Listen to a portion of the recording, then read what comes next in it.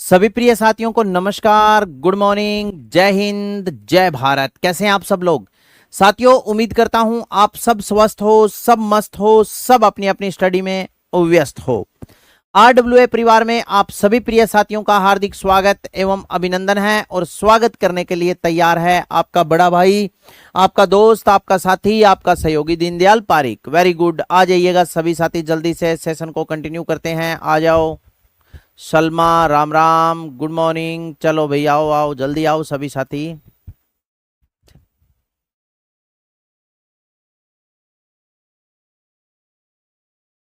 Pankaj Saini ji, Tanishka good morning, Pooja Gehlot good morning sir. Ganesh Chaturthi की हार्दिक शुभकामनाएं आपको। रामानंद राम राम। साहिल सोनी नमस्ते, वेरी गुड। आ जाओ सभी साथी, आ जाओ जल्दी से। Very good. Rekha, Pooja, Ishwar, Suman, very good. Pankaj, Hemraj, Kailash, XYZ, Deepak, सभी को राम राम, गुड मॉर्निंग। आप सभी साथियों को गणेश चतुर्थी की हार्दिक बधाई और शुभकामनाएं। मैं भगवान गणेश से यही प्रार्थना करूंगा। ठीक है, कोई बात नहीं, चेक कर लूंगा मैं। है विमल कुमार, मैं किसी से गुस्सा नहीं हूं। गुस्सा मुझे नहीं आता है, गुस्सा करना, गुस्सा गुस्सा मैं नहीं जानता।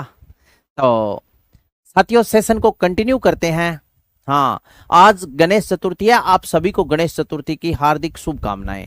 और मैं गणेश भगवान से यही दुआ करूंगा कि गणेश भगवान रिद्धि सिद्धि के दाता, और सबसे पहले अपने किसी भी मांगलिक कार्य या शुभ कार्य में गणेश जी को इनवाइट करते हैं।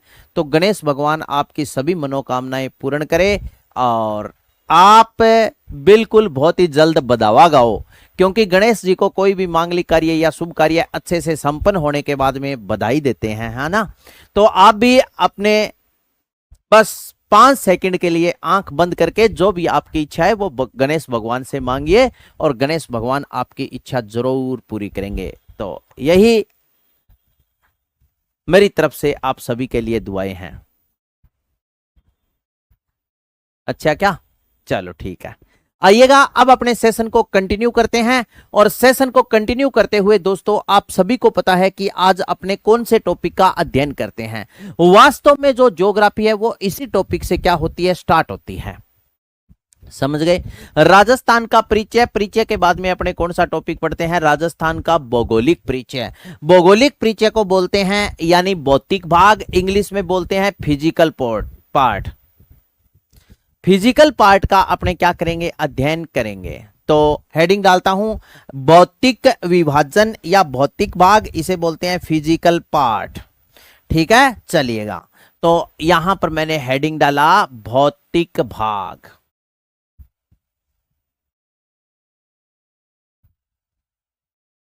भौतिक भाग इंग्लिश में इसको क्या बोलते हैं, फिजिकल पार्ट। भौतिक भाग, भौतिक भाग को इंग्लिश में बोला जाता है फिजिकल पार्ट।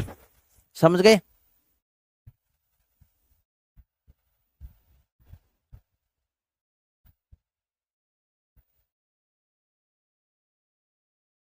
सुशील स्वामी सर, मेरी इच्छा है नौकरी लगकर आपसे मिलना। वेरी गुड, बहुत अच्छी बात है। ये इच्छा भगवान आपकी जरूर पूरी करेंगे एक दिन। तो साथियों, मैंने टॉपिक का नाम क्या लिखा, भौतिक भाग।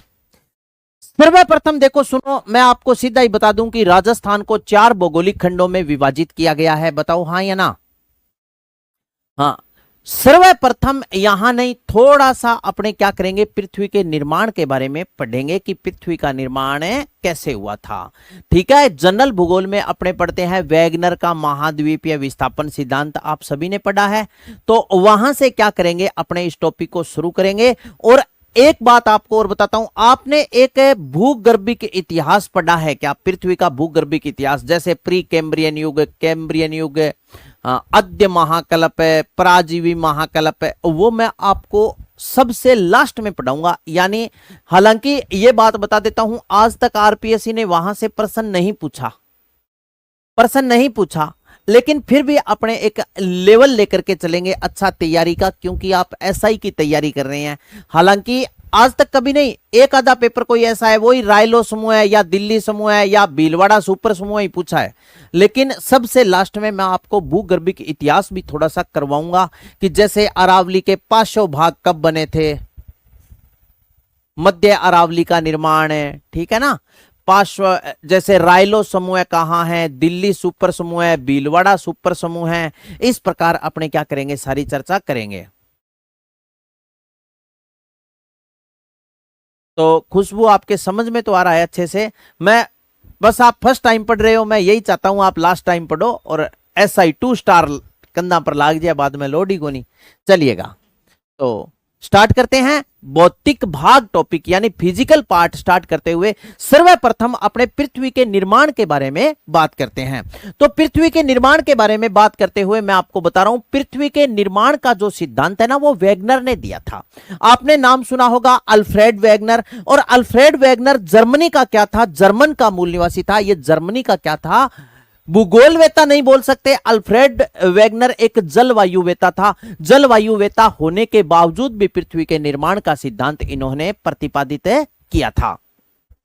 वैगनर को यह जानने की इच्छा हुई, वैगनर को यह जानने की इच्छा हुई कि जिस पृथ्वी पर अपने रह रहे हैं इस पृथ्वी का निर्माण कैसे हुआ। जब वैगनर को यह जानने की इच्छा हुई तो वैगनर ने इधर उधर भ्रमण करना शुरू कर दिया। जब वैगनर ने इधर उधर भ्रमण करना शुरू किया तो कभी वैगनर राजस्थान में आया, तो कभी वैगनर हिमालय में गया, तो कभी वैगनर अंटार्कटिका में गया, तो कभी वैगनर अफगानिस्तान में गया। वैगनर ने अलग अलग जगह भ्रमण किए और वैगनर को अलग अलग जगह से अलग अलग क्या मिले, अवशेष मिले।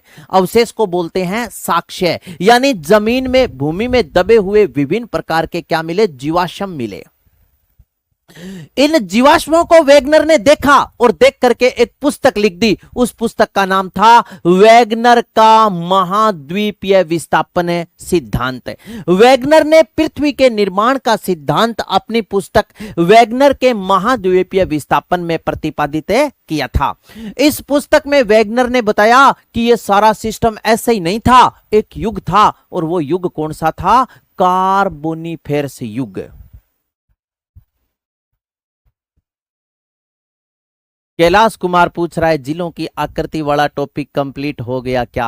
अरे दोस्त, सबसे लास्ट में मैंने क्या बताया था, सारी बात सुन लिया करो यार। अब देख कितनी शानदार रील चलन लाग रही, यानी पुष्पा फिल्म वर्गी कहानी चलन लाग रही। जकिन बिचाले तैं 3-4 बार कमेंट, 4-5 बार कमेंट करके सारी कहानी खराब कर दी, हाँ या ना। सबसे लास्ट में मैंने यही कहा था कि राजस्थान का परिचय अब आपका कंप्लीट हो गया, कल से भौतिक भाग स्टार्ट करेंगे। तो पूछने वाली कौन सी बच गई? और एक बात ध्यानपूर्वक सुन लेना, ये बात कभी मत पूछना जब मैं ये बोल दूं ना अब कल से जलवायु टॉपिक पढ़ेंगे, तो ये मत पूछना चाहे भौतिक भाग अब और होगा क्या।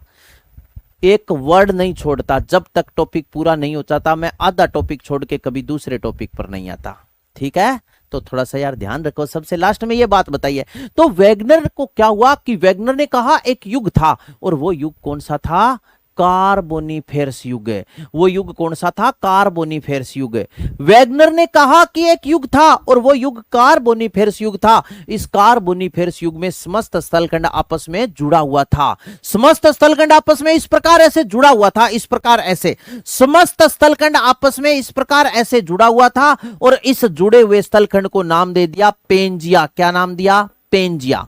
अब यहां पर देखो, सुनो ध्यानपूर्वक कि जी पेंजिया ही नाम क्यों दिया, पेंजिया नाम क्यों दिया? कि जैसे जुड़ा हुआ स्थलखंड होता है ना, जैसे मान लो एक बड़ा सा पहाड़ है, कोई पत्थर है, तो आपा के बोला पहाड़ है, पत्थर है, इस प्रकार इसे जर्मन भाषा में पेंजिया कहा जाता है। जुड़ा हुआ जो स्थलखंड है ना, एक मान लो जैसे पत्थर है या पहाड़ है या कोई बड़ा विशाल का पहाड़, आपा जगह पहाड़ बोलते हैं, पर्वत बोलते हैं, जर्मन भाषा में उसे क्या बोलते हैं, पेंजिया। वैगनर ने कहा कि कार्बोनिफेरस युग में समस्त स्थलखंड आपस में जुड़ा हुआ था और जुड़े हुए स्थलखंड को पेंजिया नाम दिया। फिर कहा इतना ही नहीं, पेंजिया का ये जो मध्य भाग है ना, इस मध्य भाग में एक छिछला सागर था। क्या था? छिछला सागर। और छिछला सागर क्या था? ये टेथिस सागर। अब छिछले सागर का क्या मतलब होता है कि जैसे जो कीचड़ नहीं होता क्या, अपन जगह कीचड़ बोला, जर्मन भाषा में बोला छिछलो, मतलब पानी भी है या कादो कांप। तो छिछला सागर, टेथी सागर, इसका फिर इसके बाद में वैगनर ने कहा कि इस टेथी सागर के चारों तरफ यहां विशाल काय यानी जलीय क्षेत्र था। यह जलीय क्षेत्र यानी पानी पानी क्षेत्र, जो कहना पा मतलब समुद्र बोल दिया, हाँ या ना। तो जो पेंजिया के चारों तरफ फैला विशाल जलीय क्षेत्र था, इस जलीय क्षेत्र को क्या नाम दिया? पेंथालासा। क्या नाम दिया? पेंथालासा नामक महासागर। यानी उन्होंने पेंथालासा ही कहा था, जो जलीय क्षेत्र यानी पानी जो कहना महासागर बोला, जर्मन भाषा में क्या? पेंथालासा, पेंथालासा था। फिर वैगनर ने कहा कि इसके बाद में एक युग आया, कुछ समय के बाद, यानी जैसे अगर अपने बात करें तो टाइम आपसे कोई नहीं पूछेगा, वैसे 298.9 बिलियन लाख वर्ष पहले कौन सा युग था? अगर आपसे पूछ ले 298.9 बिलियन लाख वर्ष पहले जो युग था वो कार्बोनिफेरस युग था। फिर उसके बाद में कौन सा युग आ गया था? ट्रसरी युग। फिर वैगनर ने कहा कि इस ट्रसरी युग में क्या हो गया था? ये जो ट्रसरी काल आया, ट्रसरी युग में, ठीक है, ट्रसरी युग में क्या हो गया था? ट्रसरी युग में पेंजिया का विभाजन हो गया। जब पेंजिया का विभाजन हुआ तो इस प्रकार हो गया, ये तो था पेंजिया का उत्तरी भाग और ये था पेंजिया का दक्षिणी भाग। जो पेंजिया का उत्तरी भाग था इसे अंगारालैंड या लोरेशिया भूखंड, जबकि दक्षिणी भाग को गोंडवानालैंड नाम दिया था। एक बार मैं इन यहां तक की बातें है ना लिख रहा हूं, लिखते लिखते आगे दोबारा आपको मैं एक बार फिर बताऊंगा कि ये जो टेथी सागर है इसके चारों ओर यहां क्या था? नदिया बहाव क्षेत्र था, ठीक है, नदियों से पानी आया, पानी आकर के इसमें एकत्रित हुआ। कैसे एकत्रित हुआ ये सारी बातें अपने करेंगे, ठीक है ना। हाँ, तो ये सारी बातें जब मैं लिखूंगा ना तो दोबारा और बताऊंगा एक एक बात। अभी तो मैंने ऐसे कहानी के रूप में आपको बताई, अब मैं लिखूंगा धीरे धीरे तो आपके समझ में आ जाएगी कहानी। सर्वप्रथम देखो सुनो, भौतिक भाग स्टार्ट करते हुए मैंने राजस्थान के भौगोलिक खंड नहीं लिखे, मैंने टॉपिक का नाम ही भौतिक भाग लिखा, मतलब फिजिकल पार्ट। सर्वप्रथम देखो सुनो, अगर आपसे पूछ ले तो पृथ्वी के निर्माण का सिद्धांत क्या याद रखना है आपने? पृथ्वी के निर्माण का सिद्धांत, पृथ्वी के निर्माण का सिद्धांत पृथ्वी के निर्माण का सिद्धांत वैगनर ने अल्फ्रेड वैगनर, पूरा नाम लिखना चाहो तो अल्फ्रेड वैगनर ने पृथ्वी के निर्माण का सिद्धांत अल्फ्रेड वैगनर ने अपनी पुस्तक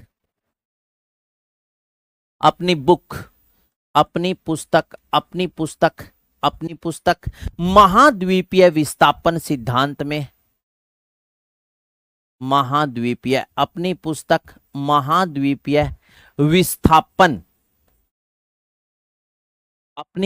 महाद्वीपीय विस्थापन सिद्धांत में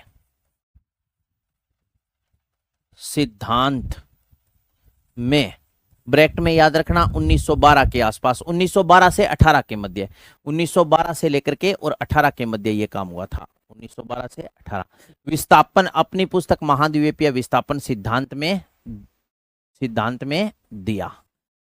किसके आधार पर आपसे पूछ लिया जाए तो आप याद रखना जीवाश्मों के आधार पर, जीवाश्मों के आधार पर, जीवाश्मों के आधार पर, जीवाश्मों के आधार पर। जीवाश्मों के आधार का मतलब है जैसे वैगनर को राजस्थान में हिमानी के अवशेष मिले, बताया है, क्योंकि स्टार्ट यहीं से करते हैं, यहां से स्टार्ट करेंगे तो राजस्थान के 4 भौगोलिक खंडों तक बहुत आसानी से चले जाएंगे, नहीं तो फिर वहां पहुंचने में समस्या होगी, ठीक है। जीवाश्मों के आधार पर, जीवाश्मों के आधार पर का मतलब है जैसे जीवाश्मों के आधार पर याद रखना, जैसे जैसे जैसे जैसे वैगनर को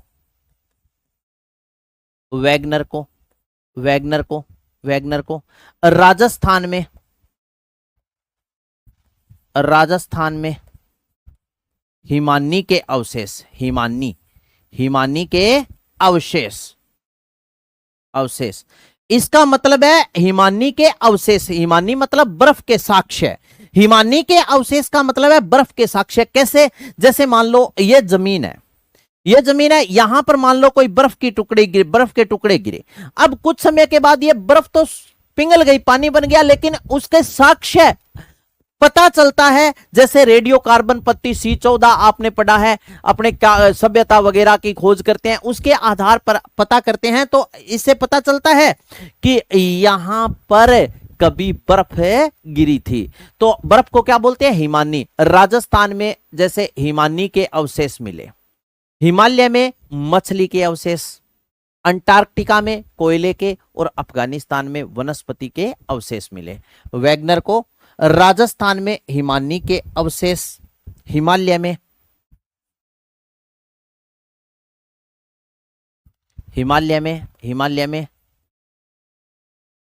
मछली के अवशेष, हिमालय में मछली के अवशेष, अंटार्कटिका में कोयले के अवशेष, कोयले के अवशेष अंटार्कटिका में, और अफगानिस्तान में वनस्पति के अवशेष।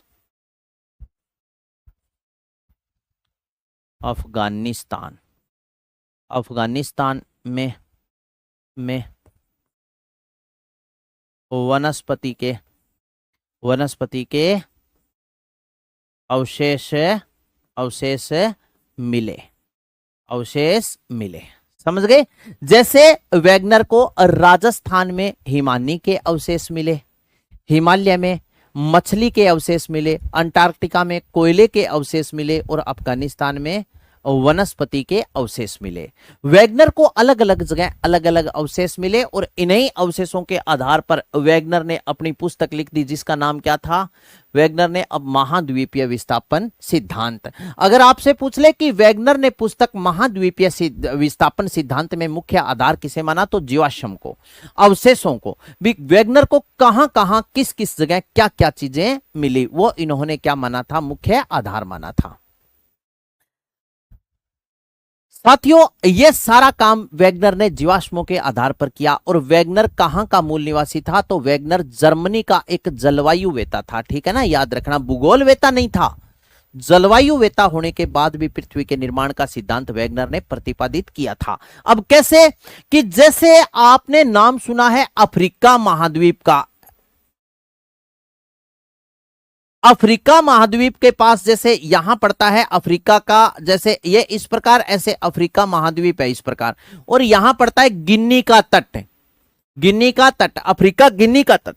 यहां पर क्या करते हैं? पृथ्वी के चारों तरफ की दूरी का अनुमान लेते हैं, आधार लेते हैं, दूरी निकालते हैं, तो 550 किलोमीटर के आसपास अफ्रीका के गिनी तट पर चारों तरफ की दूरी का आधार लेते हैं, तो 550 किलोमीटर की दूरी कम हो जाती है। जब वैगनर को अन्य भूगोलवेताओं ने यह प्रश्न पूछा कि आपने पृथ्वी का निर्माण वगैरह तो दे दिया, लेकिन आप हमें यह बताओ कि अफ्रीका के गिनी तट पर, अफ्रीका के गिनी तट पर 550 किलोमीटर की दूरी कम क्यों होती है? इस बात पर वैगनर मौन रहा। क्यों मौन रहा? वैगनर बता सकता था, लेकिन इस बात पर मौन रहने का मेन कारण था कि वैगनर एक भूगोलवेता नहीं था, वैगनर एक जलवायु वेता था। और यहां पर यह 550 किलोमीटर की दूरी कम होने का कारण क्या है? अन्य वैज्ञानिकों ने इसकी पुष्टि की है कि बहुत से छोटे छोटे द्वीप ऐसे थे जो भूगर्भ में आंतरिक हलचल के समय समुद्र के अंदर समा गए, इसलिए यह 550 किलोमीटर की दूरी कम हो जाती है। ठीक है, ये बात वैगनर बता नहीं पाया। जैसे आप अब एसआई की तैयारी कर रहे हैं, अगर आप आरएएस की तैयारी करोगे ना, तो जैसे मान लो स्पेक्ट्रम वगैरह वगैरह, हिस्ट्री की आप किताबें पढ़ोगे, ठीक है, क्योंकि मेंस एग्जाम आपको थ्योरी बेस्ड होता है, आपको कुछ लिखना भी पड़ता है, लेखन शैली भी होती है, हाँ ये ना, तो वहां पर ना आपको क्या जैसे मान लो एक बात पढ़ोगे बार बार, हिस्ट्री में पढ़ोगे, ज्योग्राफी में ये बात नहीं आएगी, हिस्ट्री में पढ़ोगे बर्फानी युग, आप एक बात पढ़ोगे हिस्ट्री में, बर्फानी युग। जैसे आरएएस वगैरह की आप तैयारी करोगे ना, आईएएस वगैरह की तैयारी, मान लो राजस्थान में हो तो आप आरएएस की तैयारी, राजस्थान का सबसे बड़ा अधिकारी एसडीएम, केंद्र सरकार, अगर आप वैसे यूपीएससी की तैयारी करोगे तो कलेक्टर बनोगे, आईएएस का सिद्ध होते राष्ट्रपति को ही पेपर दोगा क्या जी, नहीं मैं तो प्रधानमंत्री को पेपर देने में अगले साल। तो समझ गए। तो जैसे उसमें ना आप बार बार एक वर्ड पढ़ोगे, बर्फानी युग। मैंने भी पढ़ा था बर्फानी युग, और मैं जहां बर्फानी युग का नाम आ जाता ना मैं चकरा जाता, मैं कि यार वो बर्फानी युग सांगो की है, बर्फानी युग में यह हुआ, बर्फानी युग में वो हुआ, बर्फानी युग में। तो हिस्ट्री में पढ़ रहा था, मैंने कहा यार ये बर्फानी युग तो बड़ा झंझट में डाल रहा है, सोदा के है यो। तो फिर मेरे गुरुजी हैं, वो हिस्ट्री से लेक्चरर है, एसआई में लिखित परीक्षा नहीं, आरएएस में, और 3-4 बार नेट है, जेआरएफ है, अच्छे। मैंने उनको कॉल किया, मैंने कहा यार आपकी ये हिस्ट्री तो मेरे को चक्कर में डाल रहा है, आपकी ये इतिहास तो मुझे चक्कर में डाल रही है, बर्फानी युग, ये बर्फानी युग क्या है? अरे गुरुजी बर्फानी युग तो थे ज्योग्राफी में बच्चा पढ़ाओ। मैं क्यों पढ़ाऊं तो हूं, लेकिन हमारी ज्योग्राफी बर्फानी युग नाम कौन लिखा है? अब थे बताओ बर्फानी युग क्या है। तो वो बर्फानी युग क्या था साथियों, जब मतलब क्या हुआ कि जैसे पृथ्वी पूरा का पूरा जो जीवन लीला, जो भी जितने भी जीव जंतु जीवन लीला सारी समाप्त हो गई, उस युग को बर्फानी युग। अब तक 4 बार ऐसा हुआ है। कितनी बार ऐसा हुआ है? 4 बार।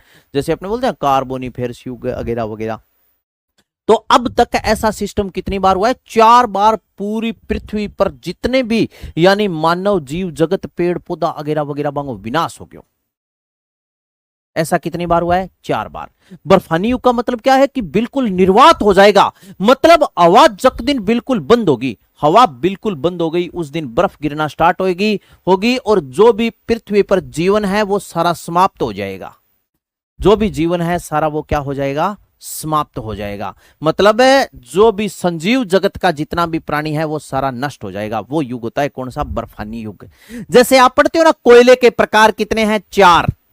कोयले के 4 प्रकार पढ़ते हो, एथ्रेसाइड, बिटुमिन्स, लिग्नाइट और पीट। हाँ ये ना, कोयले के 4 ही प्रकार क्यों है? 5 प्रकार क्यों नहीं है? क्योंकि अब तक पूरी पृथ्वी उथल पुथल कितनी बार हुई है? 4 बार। अब तक पूरी पृथ्वी उथल पुथल 4 बार हुई है। इन खतर बोला आपा कोयला का 4 ही प्रकार है, ठीक है ना। क्योंकि जैसे ही जितना पेड़ पौधे और वगैरह वगैरह पृथ्वी की तहों में दबकर नष्ट हो गए और वहां पर संपीड़न के कारण, संपीड़न का मतलब है गर्मी अधिक होने के कारण अंदर ही वो सूख गए और कोयले का क्या हो गया था? निर्माण हो गया था। समझ गए? ये बात आप पढ़ोगे तो कहानी समझ में आई नहीं। ये बीच में बात आ गई तो मैंने आपको बताया ये दूरी कम हो गई, इस पर वैगनर मौन रहा था। समझ गए? तो जीवाश्मों के आधार पर पृथ्वी के निर्माण का सिद्धांत वैगनर ने प्रतिपादित किया। नेक्स्ट देखो सुनो, वैगनर ने बताया कि कार्बोनिफेरस युग में, वैगनर ने बताया, वैगनर ने, किसने बताया? वैगनर। वैगनर ने बताया, वैगनर ने बताया वैगनर ने बताया कि, वैगनर ने बताया कि कार्बोनिफेरस युग, कार्बोनिफेरस, वैगनर ने बताया कि कार्बोनिफेरस युग में, कार्बोनिफेरस युग में समस्त स्थलखंड आपस में जुड़ा हुआ था। वैगनर ने बताया कि कार्बोनिफेरस युग में समस्त स्थलखंड आपस में क्या था? समस्त स्थलखंड आपस में, समस्त स्थलखंड,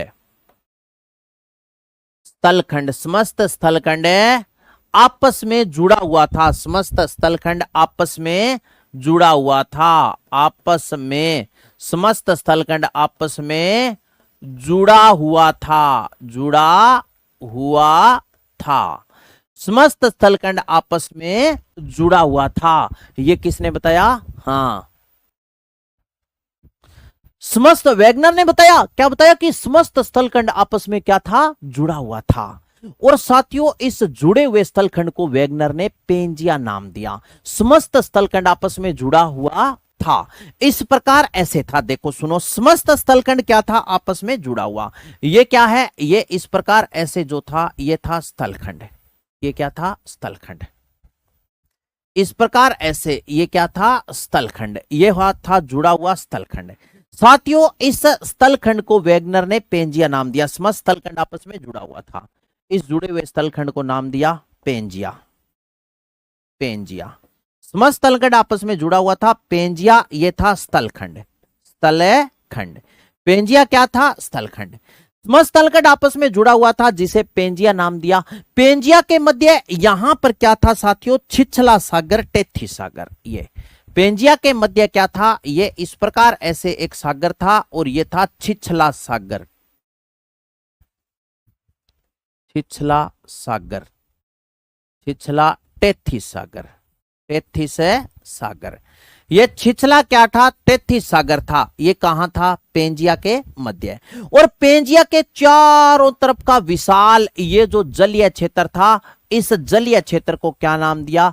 पेंथालासा। ये पूरा का पूरा जो जलीय क्षेत्र था, ये जलीय क्षेत्र क्या था? पेंथालासा। इस जलीय क्षेत्र को क्या नाम दिया दोस्तों? इसे नाम दिया, ये था पेंथालासा। ये था पेंथालासा। पेंथालासा महासागर। वैसे पेंथालासा ही बोलते हैं, महासागर तो आपा बोला, ठीक है। ये और ये कौन से युग की बात है? कार्बोनी। वैगनर ने बताया कि कार्बोनीफेरस युग में समस्त स्थलखंड आपस में जुड़ा हुआ था। इस प्रकार ऐसे था। अब आगे मैं बातें लिख रहा हूं साथियों, देखो सुनो। वैगनर ने जुड़े हुए स्थलखंड को वैगनर ने जुड़े हुए स्थलखंड को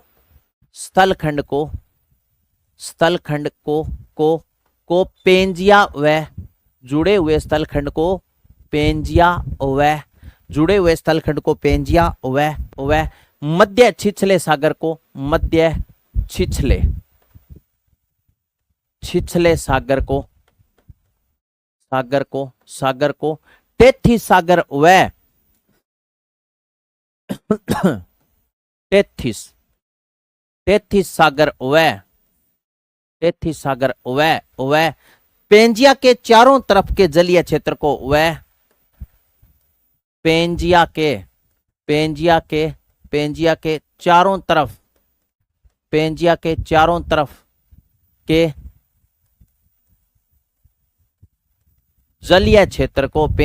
चारों तरफ के जलीय क्षेत्र को पेंजिया के चारों तरफ के जलीय क्षेत्र को क्या नाम दिया? पेंजिया के चारों तरफ के जलीय क्षेत्र को क्या नाम दिया था? पेंथालासा नामक महासागर। पेंथालासा नामक महासागर नाम दिया। पेंथालासा नामक महासागर नाम दिया। यह है कौन से? कार्बोनीफेरस युग की बात।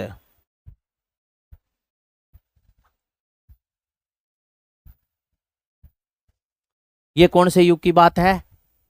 कार्बोनीफेरस युग। इसके बाद में फिर वैगनर ने बताया कि ट्रसरी युग में पेंजिया का विभाजन हो गया।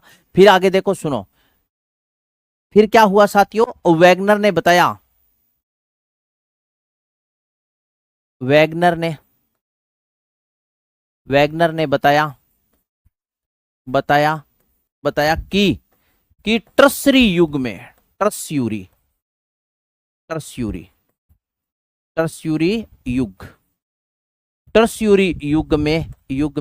में पेंजिया का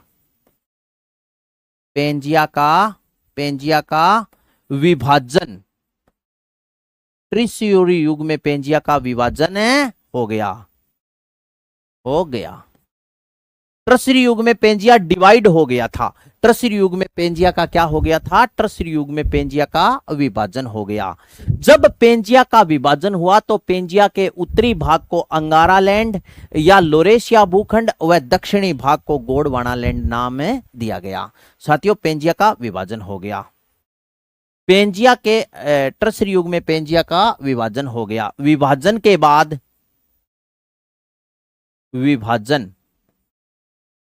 के बाद के बाद के बाद के बाद पेंजिया के उत्तरी भाग को, पेंजिया के उत्तरी भाग को, पेंजिया के उत्तरी, पेंजिया के उत्तरी भाग को, उत्तरी भाग को पेंजिया के उत्तरी भाग को, पेंजिया के उत्तरी भाग को अंगारा लैंड, अंगारा भूमि, अंगारा भूमि, या इसको बोलते हैं अंगारा भूमि या लोरेशिया भूखंड, व अंगारा भूमि या लोरेशिया, अंगारा भूमि या लोरेशिया भूखंड, व भूखंड, व अंगारा भूमि या लोरेशिया भूखंड, व दक्षिणी भाग को, दक्षिणी भाग को, दक्षिणी भाग को गोंडवाना, गोंडवाना भूमि, गोंडवाना भूमि,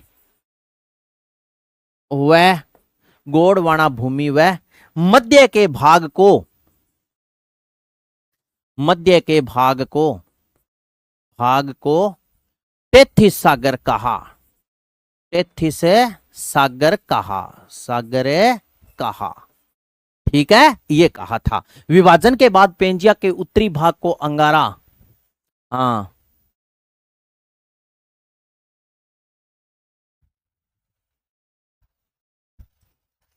हाँ उसको अभी, अब मैं अरुषि अब दूसरा डायग्राम बनाऊंगा तो आपके समझ में आ जाएगा। तो मैंने मध्य ही बताया यार, टेथिस सागर, पेंजिया के चारों तरफ के जलीय क्षेत्र को पेंथालासा, हाँ सही बताया है ना। छिछले सागर को, मध्य छिछले सागर को टेथिस सागर, यही तो बताया है मैंने। अब देखो सुनो, नेक्स्ट आ जाओ, एक डायग्राम मैं और बनाता हूं, ये समझ गए।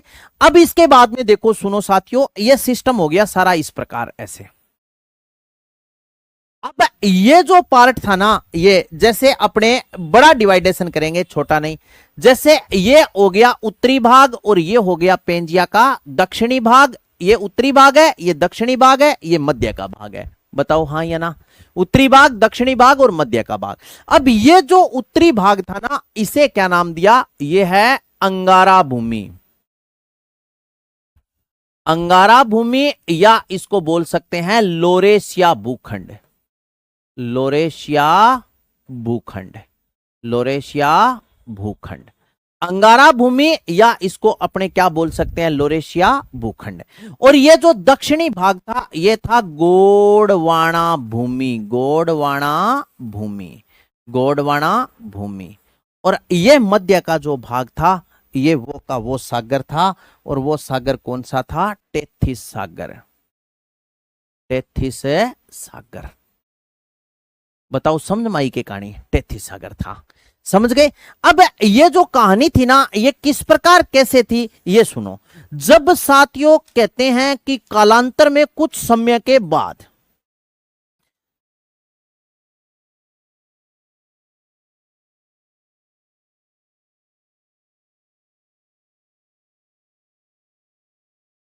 सही चल रही है ना, हाँ तो समझ गए। अब क्या हुआ कि कालांतर में भूगर्भ में हुई आंतरिक हलचल के कारण अंडर मूवमेंट हुआ। ये टेथिस जो सागर था ना, इसका निर्माण कैसे हुआ कि ये जो समस्त तलखंड जो आपस में जुड़ा हुआ था ना, जैसे ये जो छिछला सागर था, टेथिस सागर, ये पेंथालासा नाम, ये पेंजिया था, ये पेंथालासा। अब यहां क्या हुआ कि नदियां निकलती, उनसे क्या होता था, इसमें पानी आके क्या होता रहता था, एकत्रित। अब चारों तरफ का ये जो क्षेत्र था ना, ये पहाड़ था, समझ गए। ये क्या था, पेंथालासा, इसमें गर्मी बढ़ती थी, गर्मी के कारण क्या होता, पत्थर से अवसाद निकलता और वो क्या हो जाता, इसमें एकत्रित हो जाता। इससे छिछले सागर का क्या हुआ, निर्माण हुआ। इसके बाद में दोस्तों फिर क्या होता है कि जैसे टर्सरी युग में पेंजिया का जब विभाजन हुआ, तो ये तो पेंजिया का उत्तरी भाग था और ये पेंजिया का दक्षिणी भाग। अब विभाजन के बाद उत्तरी भाग को अंगारा भूमि या लोरेशिया भूखंड और दक्षिणी भाग को गोंडवाना भूमि नाम दिया गया। फिर इसके बाद में कालांतर में कुछ समय के बाद क्या हुआ कि गर्मी बढ़ने के कारण, यानी संपीड़न के कारण, इसमें गैसों के बढ़ने के कारण क्या हुआ, अंगारा लैंड और गोंडवाना लैंड दोनों आपस में टकराए। अंगारा लैंड और गोंडवाना लैंड दोनों आपस में गर्मी बढ़ने के कारण, हाँ 33 सागर जन्म स्थान ऑफ हिमालय नहीं, आपको पूरी कहानी बताऊंगा फिर समझ। दोनों में क्या हुआ कि गर्मी बढ़ी, गर्मी बढ़ने के कारण, संपीड़न के कारण अंगारा लैंड और गोंडवाना लैंड यानी अधिक हाई टेम्परेचर होने के कारण आपस में टकराए, और टकराने के बाद में क्या हो गया साथियों, ये इनका विखंडन हुआ, यानी टूट गए टकरा करके, और ये महाद्वीपों में क्या हो गए थे, डिवाइड हो गए थे। और अब ये जो 33 सागर है, आपको एक एग्जांपल देता हूं, देखो सुनो, आप सभी ग्रामीण क्षेत्रों से विलोम करते हो, है ना भी, आपने गांव में देखा होगा, जैसे मान लो बरसात होने के बाद में दलदल भूमि हो जाए, कीचड़, हाँ ये ना, और जैसे कीचड़ दलदल भूमि हो गई, उसमें क्या होते हैं, व्हीकलों का ट्रैफिक यानी साधनों का आवागमन रहता है, तो जो जहां पर साधन के टायर होती है वो तो क्षेत्र नीचा हो जाता है, उसके पास वाला ऊपर हो जाता है। बताओ हाँ या ना, क्योंकि दाब पड़ने के कारण क्या हो गया, वो जो साधन के जहां टायर चलते हैं वहां की मिट्टी अपनी जगह छोड़ करके दूसरी जगह हो गई।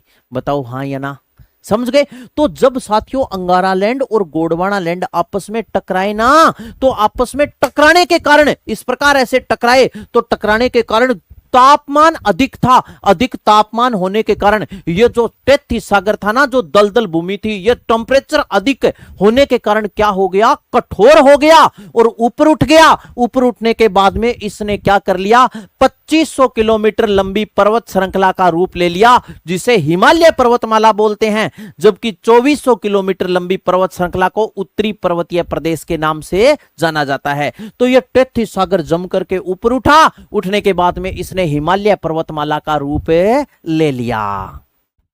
समझ गए क्यों उठा, क्योंकि ये गोंडवाना लैंड ने क्या किया, इधर से यानी गोंडवाना लैंड समुद्र था, समुद्र के कारण क्या हुआ इसमें, यानी ऐसे दाब लगा, दाब लगने के कारण है।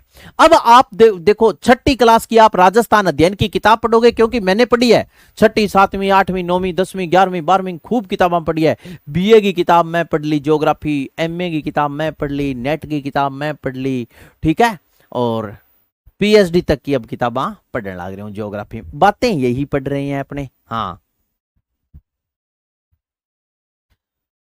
समझ गए मेरी बात। अब जैसे ही ऊपर उठा, उठने के बाद में 33 सागर हिमालय पर्वतमाला के रूप में बदल गया।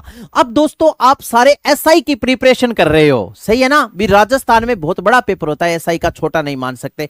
अब मैं आपसे दो बातें साझा करूंगा, आप मुझे बताओ कि आपने एक तो नाम सुना है नवीन पर्वतमाला, नवीन पर्वतमाला, पर्वतमाला, और एक है साथियों प्राचीन पर्वतमाला, प्राचीन पर्वतमाला, पर्वतमाला। नवीन पर्वतमाला किसको कहते हैं और प्राचीन पर्वतमाला किसको कहते हैं? जैसे आपने सुना है नवीन पर्वतमाला तो क्या है, हिमालय है, जबकि प्राचीन पर्वतमाला क्या है, अरावली है।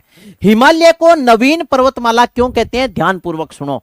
हिमालय को नवीन पर्वतमाला इसलिए कहा जाता है, हिमालय को नवीन पर्वतमाला इसलिए कहा जाता है कि जब महाद्वीपों का निर्माण हुआ, इसी समय हिमालय पर्वतमाला का निर्माण हुआ था। महाद्वीपों के निर्माण होने के साथ हिमालय पर्वतमाला का निर्माण होने के कारण हिमालय को नवीन पर्वतमाला कहा जाता है। समझ गए। दूसरा एक वर्ड और लेते हैं, हिमालय को अपने बोलते हैं कि ये युवा पर्वत है। क्या है ये? युवा पर्वत। अब स्वाभाविक सी बात है कि युवा किसको कहते हैं? युवा जो वर्दी कर रहा है उसको बोलते हैं। जैसे अब आपको राहुल सर साइंस पढ़ा रहे हैं, तो साइंस में जैसे आपको पढ़ाएंगे कि 13 साल का लड़का या लड़की यौवन अवस्था में आ जाता है, और साइको बोलती है कि 16 साल का लड़का या लड़की युवा अवस्था प्रारंभ हो जाती है। हाँ या ना? 16 साल से ऊपर साइको में पढ़ते हो तो साइको ताई तो आपने जाओ ना, आपने साइंस तक ही सीमित रहो, क्योंकि साइको में ही कौन पढ़ी, कभी जरूरत ही कौन पड़ी। साइंस खूब पढ़ी है, इंग्लिश, हिंदी, राजस्थान जी के, इंडिया जी के, संविधान। मैं ये नहीं बोलता मैंने पॉलिटी पढ़ी है, पॉलिटी नहीं, मेरा पॉलिटी सब्जेक्ट ही नहीं है, ज्योग्राफी सब्जेक्ट है, संविधान पढ़ा है। हाँ, हिमालय धीरे धीरे बढ़ रहा है। युवा पर्वत, युवा कौन होता है? युवा वो होता है जो वृद्धि कर रहा है। बताओ हाँ या ना? वृद्धि कर रहा है वो क्या है? युवा है। जैसे मान लीजिए 13 साल का लड़का या लड़की युवा अवस्था में आ जाता है। जैसे मान लो 13 साल की उम्र हुई तो 4 साल का स्कूल में लगा, 9वीं कक्षा में हो गया, 13 साल का हुआ 9वीं कक्षा में। यहां पर जो हाइट थी वो 4 फुट 5 इंच थी। बताओ हाँ या ना? जैसे ही 12 साल का था तो वो 8वीं कक्षा में था और हाइट थी 4 फीट। फिर इसके बाद में 5 इंच बद गई, 13 साल, फिर 14 साल के हो तो 10वीं कक्षा में हो गयो, हाइट होगी 5 फीट, तो ये वर्दी कर रहा है, ये युवा है। अब मान लो आप सारे युवा हो, आप वर्दी कर रहे हो, मैं प्रौढ़ हूं, मैं काई की वर्दी करूंगा अब, हाँ या ना। तो जैसे जैसे हिमालय भी क्या है, वृद्धि कर रहा है, इसलिए हिमालय को युवा पर्वत है। अब युवा पतो के चले भी युवा है, जैसे मान लो यहां 13 साल का हुआ, 9वीं कक्षा में हो गया, 14 साल का हुआ लड़का 10वीं कक्षा में हो गया, फोन फान लको के रखने लग गयो, फोन फान छुपा के रखने लग गया, सुबह गुड मॉर्निंग का मैसेज करने लग गया, बताओ हाँ या ना। काना मुर्की मारकी रखन लाग गयो, एक साइड मुंह कटिंग करानी शुरू कर दी, तो पता चल गया घर वालों का, जैसे घरे ओड़ मार मार लाग गया, यानी पड़ोसियों के इधर उधर से घर शिकायतें आने स्टार्ट हो गई, तो पता चल गया भी छोरो जुआन हो गयो। अब हिमालय का ना तो घरे कोई ओड़ माया, ना हिमालय का कोई पर्ची पर ना पकड़ी जा। हिमालय युवा का मतलब क्या होता है, युवा वो होता है वृद्धि कर रहा है, हिमालय आज भी वृद्धि कर रहा है। पता कैसे चलता है कि हिमालय क्षेत्र में सबसे ज्यादा भूकंप आते हैं, हिमालय क्षेत्र में क्या आते हैं, भूकंप। अब भूकंप के कारण क्या होता है, कहीं से तो चट्टान में दरार पड़ जाती है, कहीं से चट्टान ऊपर उठ जाती है, इससे अनुमान लगता है कि हिमालय आज भी वृद्धि कर रहा है, हाँ या ना। तो हिमालय क्या है, एक युवा पर्वत है। हिमालय क्षेत्र में सबसे ज्यादा भूकंप क्यों आते हैं, इतना ही बताऊंगा, आगे की बातें कौन बताऊं दोस्तों, आगे की बात बताने लग गया तो फिर मैं मां दीपांग मां उड़ जाऊंगा, और फिर राजस्थान का नहीं वापस आना, राजस्थान की तरफ वापस आना मुश्किल काम हो जाएगा। वास्तव में टॉपिक मजेदार है, इंटरेस्टिंग टॉपिक है, आपको मजा आ रहा है पढ़ने में, मेरे को पढ़ाने में मजा आ रहा है, लेकिन अपने राजस्थान की ज्योग्राफी पढ़ रहे हैं, न कि वर्ल्ड इंडिया की बातें कर रहे हैं। तो देखो मैंने ये बात बताई, हिमालय को युवा पर्वत क्यों कहते हैं। अब कोई आपसे पूछ ले हिमालय नवीन पर्वतमाला कैसे है, तो आपका उत्तर होगा कि हिमालय का निर्माण महाद्वीपों के निर्माण के साथ हुआ, इसलिए हिमालय को क्या कहते हैं, युवा पर्वत कहते हैं। दूसरी बात मैंने आपको बताई, सॉरी नवीन पर्वत है, हिमालय युवा पर्वत कैसे है, अगर आपसे पूछ ले तो आप हंस करके जवाब दोगे कि हिमालय आज भी वृद्धि कर रहा है, जिसका प्रमुख कारण क्या है, हिमालय क्षेत्र में सबसे ज्यादा भूकंप आते हैं, और वो आते क्यों हैं, इतनी बात जरूर बताऊंगा। अब इसके बाद में प्राचीन जो पर्वतमाला है वो कौन सी है, अरावली है। प्राचीन पर्वतमाला कौन सी है, इसकी भी थोड़ी सी चर्चा करते हैं। प्राचीन पर्वतमाला कौन सी है, अरावली है। अरावली को प्राचीन पर्वतमाला क्यों कहते हैं, यह भी बात थोड़ी सी आप सुन लीजिए, लिखाऊंगा नहीं, जरूरत भी नहीं है, क्योंकि मैंने पढ़ी है ये सारी बातें, आपको बता रहा हूं। आगे क्या होता है दोस्तों कि ये जो गोंडवाना लैंड है ना, इसके आगे जाकर के 4 भाग हो जाते हैं। गोंडवाना लैंड के आगे जाकर के कितने भाग हो जाएंगे, 4 भाग हो जाएंगे। गोंडवाना लैंड आपको 4 भाग करने नहीं है, आपको गोंडवाना लैंड और अंगारा लैंड इतना ही पढ़ना है, इससे आगे की बातें नहीं पूछते। आगे गोंडवाना लैंड के 4 भाग हो जाएंगे, तो गोंडवाना लैंड का एक भाग है, उसका नाम है अरब प्रायद्वीप। क्या नाम है, अरब प्रायद्वीप। गोंडवाना लैंड का एक भाग है जिसका नाम है अरब प्रायद्वीप। साथियों क्या हुआ कि इस अरब प्रायद्वीप में विभिन्न प्रकार की चट्टानें थी, इस अरब प्रायद्वीप में अनेकों या विभिन्न प्रकार की चट्टानें थी। पृथ्वी में तो आंतरिक हलचल हुई, यानी पृथ्वी के भूगर्भ में, जैसे अपने बोल सकते हैं भूमि में नीचे, पृथ्वी में तो आंतरिक हलचल हुई, लेकिन अरब प्रायद्वीप की जितनी भी चट्टानें थी ना, उसकी डील जोल आकार रूप में कोई परिवर्तन नहीं हुआ। जैसे वो अरब प्रायद्वीप की चट्टानें पहले थी वैसी की वैसी बाद में रही, इसलिए बोलते हैं भी जैसे पहले थी वैसी की वैसी उभर कर अपने सामने आई, इसलिए बोलते हैं कि ये अरावली क्या है, प्राचीन पर्वतमाला है। एक बात और पढ़ते हैं, आपने सुना है कि अरावली एक अपशिष्ट पर्वतमाला भी है। अपशिष्ट पर्वतमाला, अपशिष्ट पर्वतमाला का मतलब है भी कालांतर में अरावली की जो ऊंचाई थी ना वो 3000 अबव थी, 3000 मीटर से ज्यादा थी। ये धीरे धीरे विलुप्त होती जा रही है, इसलिए अपने बोलते हैं कि अरावली एक क्या है, अपशिष्ट पर्वतमाला है, कुछ ही भाग है शेष रहा। अब यहां पर देखो, जब आंतरिक हलचल हुई, अंडर मूवमेंट हुआ, तो अंगारा लैंड, गोंडवाना लैंड से महाद्वीपों का निर्माण हुआ, तेथी सागर से हिमालय पर्वतमाला का, और पेंथालासा नामक महासागर से महासागरों का निर्माण हुआ। तो अंगारा लैंड या लोरेशिया भूखंड से कौन कौन से महाद्वीप बने, देखो सुनो। अंगारा लैंड या लोरेशिया भूखंड से आपसे पूछ ले तो आप याद रखना, इससे साथियों अंगारा लैंड या लोरेशिया भूखंड, इससे कौन कौन से महाद्वीप बने आपसे पूछ ले तो इससे मित्रों, जैसे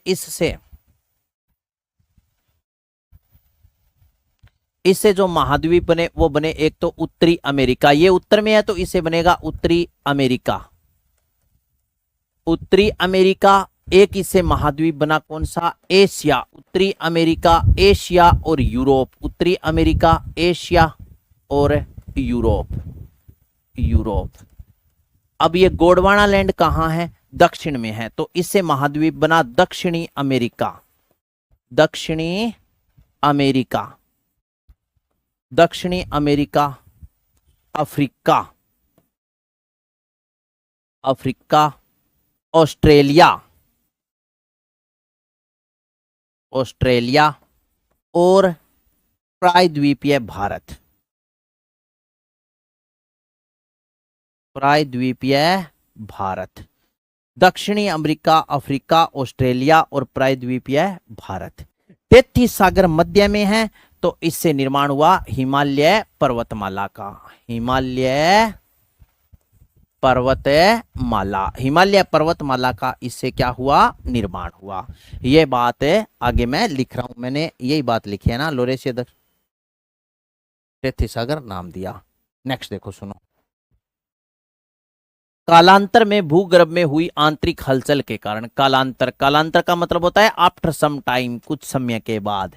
कालांतर में भूगर्भ, भूगर्भ में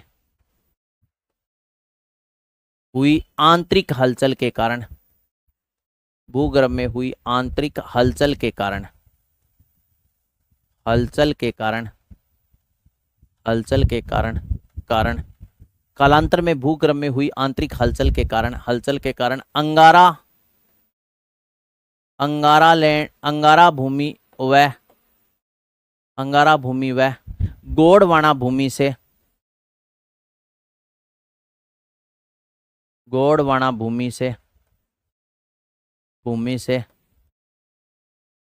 महाद्वीप, महाद्वीप 33 सागर से, 33 सागर से, 33 सागर से हिमालय व, हिमालय व पेंथालासा, पेंथालासा नामक, नामक, पेंथालासा नामक महासागर से, महासागर से महासागरों का, महासागरों का निर्माण हुआ, निर्माण हुआ, महासागरों का निर्माण हुआ, हुआ जिसके अंतर्गत राजस्थान के 4 भौतिक भाग बने, या जिसके अंतर्गत राजस्थान के 4, हाँ तो समझ गए, महासागर से महासागरों का निर्माण हुआ, हुआ जिसके अंतर्गत राजस्थान के 4, जिसके अंतर्गत, जिसके अंतर्गत, जिसके अंतर्गत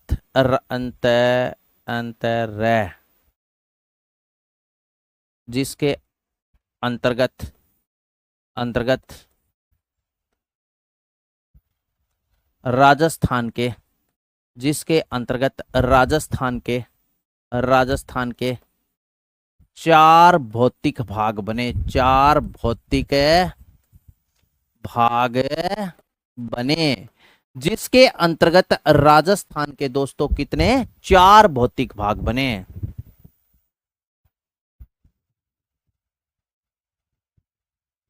हाँ समझ गए। अब देखो सुनो, कईयों के दिमाग में एक प्रश्न और घर कर गयो सी, कईयों के दिमाग में एक प्रश्न और आ गया होगा, आपके दिमाग में ये प्रश्न आ गया होगा कि गुरुजी भारत एशिया में है, समझ गए, भारत एशिया में है तो एशिया महाद्वीप तो जो बना है वो बना है किससे, अंगारा लैंड से, और भारत आप बता रहे हो गोंडवाना लैंड से। साथियों भौगोलिक, ज्योग्राफिकल टाइप ऑफ ज्योग्राफिकल, भौगोलिक तरीके से या भौगोलिक प्रकार से अगर बात करें तो जो भारत है ना वो इंडो ऑस्ट्रेलियन प्लेट का हिस्सा है, समझ गए। ऑस्ट्रेलियाड प्लेट का हिस्सा होने के कारण गोंडवाना लैंड में आता है वो, ठीक है ना, क्योंकि भारत की जो धरातलीय स्थिति है ना वो ऑस्ट्रेलिया से मिलती जुलती है। समझ गए, भारत की धरातलीय स्थिति किससे मिलती जुलती है? ऑस्ट्रेलिया से। समझ गए। आपको अलग अलग प्रमाण मिलेंगे, कई जगह लिखा हुआ एशिया महाद्वीप के दक्षिण में स्थित होने के कारण है, या पानी के दबाव के कारण क्या भारत है ना वो एशिया से या एशियन प्लेट से चिपक गया। संपूर्ण पृथ्वी हाँ 6 प्लेटों पर टिकी हुई है। प्लेट विवर्तनी की सिद्धांत पढ़ने की आवश्यकता नहीं है, लेकिन आपको बताऊं तो देखो सुनो, जिसके अंतर्गत राजस्थान के 4 भौतिक भाग है बने। अब राजस्थान के 4 भौतिक भाग कौन कौन से है वो बताऊं मैं, एक डायग्राम और बना रहा हूं, देखो सुनो। मैंने आपको कहा कि ये क्या है? संपूर्ण पृथ्वी है, हाँ या ना। अब यहां पर दोस्तों एक महाद्वीप पड़ता है यहां पर ऐसे, और ये जो महाद्वीप है ना, इस महाद्वीप का नाम है, ये है यूरोप। ये क्या है? यूरोप। यूरोप के पास में यहां पर इस प्रकार ऐसे ऐसे ऐसे ऐसे ऐसे ऐसे ऐसे फैला हुआ एक महाद्वीप और है। ये जो महाद्वीप है ये कौन सा है? ये है एशिया महाद्वीप। ये क्या है? एशिया। फिर इसके बाद में यहां इस प्रकार ऐसे फैला हुआ एक महाद्वीप और है, और इस महाद्वीप को अपने बोलते हैं ऑस्ट्रेलिया, हाँ या ना। ये है ऑस्ट्रेलिया महाद्वीप। और यहां पर ये जो पूरा का पूरा इस प्रकार ऐसे फैला हुआ ये जो महाद्वीप है ये है अफ्रीका। ये क्या है? अफ्रीका महाद्वीप है, अफ्रीका। यहां पर देखो सुनो, उत्तर में यहां एक महाद्वीप है, ये है उत्तरी अमेरिका, उत्तरी अमेरिका। और यहां पर फिर एक महाद्वीप है, ये इस प्रकार ऐसे फैला हुआ, और ये जो महाद्वीप है ये कौन सा है? दक्षिणी अमेरिका है, दक्षिणी अमेरिका। वर्ल्ड ज्योग्राफी इति है, हाँ या ना। अब यहां पर जो आ गया वो अंटार्कटिकार आर्टिकार आप बोलते हो ना, अंटार्कटिक वर्त आर्टिक वर्त, ये है। यूरोप है, एशिया है, ऑस्ट्रेलिया है, अफ्रीका है, उत्तरी अमेरिका है, दक्षिणी अमेरिका है। अब ये जितने भी खाली जगह बच गई इसमें सारी में क्या है? पानी है। इसमें क्या है? पानी है। तो समुद्र है, सागर है, महासागर है, अंटार्कटिका आर्टिका, अंटार्कटिक आर्कटिक। अब अगर मान लो मेरे को एशिया से यूरोप में जाना है तो मेरे को पानी के अंदर से होकर के जाना पड़ेगा, तो इसे बोलते हैं जल संधि या जल डमरू। पाक स्टेट खाड़ी, आपने नाम सुना है ना ऐसे, वो है 10 डिग्री चैनल, 9 डिग्री चैनल, वो आपको रंजीत सर इंडिया ज्योग्राफी में पढ़ा रहे हैं। समझ गए। अब साथियों ये जो एशियन प्लेट है ना, Asia, Europe, Asia, Australia, Africa, ये 6 प्लेटें हैं। अब जैसे ही एशियन प्लेट है ये बारी है, और यूरेसील प्लेट, ये जो यूरोप है ना, यूरेसील प्लेट इसे बोलते हैं। इस यूरेसील प्लेट पर हिमालय पर्वतमाला है। 19 और 22 नंबर क्वेश्चन बता देना सर, भूल मत जाना गुरुदेव। अरे यार अब मेरे पास वो वर्कशीट, एक मिनट में चेक करता हूं मोबाइल में है क्या वर्कशीट, अभी बता दूंगा, कोई बात नहीं। 19 नंबर और 22 नंबर क्वेश्चन क्या, देखता हूं।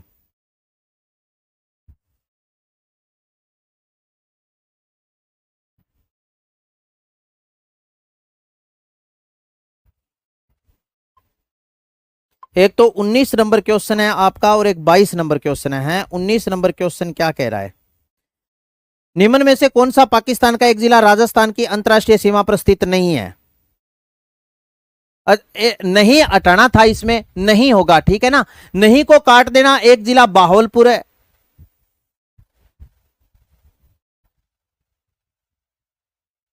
बावलनगर, बाउलपुर, रहीमयार खान, घोटकी, सुकूर, खैरपुर। अच्छा, 2 ऑप्शन एक जैसे कर दिए, मीरपुर और लाइलपुर दोनों नहीं है, ठीक है ना। तो आप समझ ही गए इसमें थोड़ी सी हाँ मिस्टेक हो गई। और एक प्रश्न आप 22 नंबर बोल रहे हो, लोकप्रिय मान्यता ब्रह्म व्रत की भूमि के रूप में संदर्भित क्षेत्र एक हिस्से का वर्तमान में राजस्थान में भाग जोड़ती है। पश्चिम, ये क्या पूछा है? लोकप्रिय मान्यता वैदिक स्तुतियों में ब्रह्मव्रत की भूमि के रूप में संदर्भित क्षेत्र में एक हिस्से को वर्तमान में राजस्थान के भाग से जोड़ती है। पश्चिमी। ठीक है, ठीक है, इसके आंसर की ओर डलवा दूंगा मैं, ठीक है ना। हाँ, तो ये है संपूर्ण महाद्वीप। ओके, ऑल द बेस्ट, मिलते हैं ब्रेक के बाद, तब तक के लिए राम राम। क्लास कमेंट जरूर करना साथियों, क्लास आपको कैसी लगी। Okay, all the best.